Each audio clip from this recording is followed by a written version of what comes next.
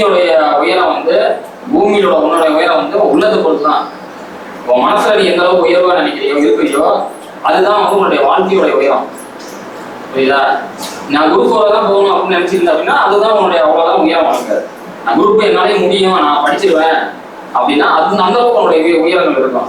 புரியுதா? அதனால எதுவுமே வந்து தவறு நினைக்காதீங்க. கண்டிப்பா குரூப்புங்கிறது ஒரு பெரிய விஷயம் கிடையாது நம்மளுக்கு. புரியுதா? கண்டிப்பா நம்மளால வந்து தொடர்ந்து முயற்சி பண்ணணும். முயற்சி திருவண்ணை அப்படின்னு சொல்லிக்கிறாங்க எவ்வளவு தெய்வத்தாலே ஆராதனையும் சொல்றாங்க.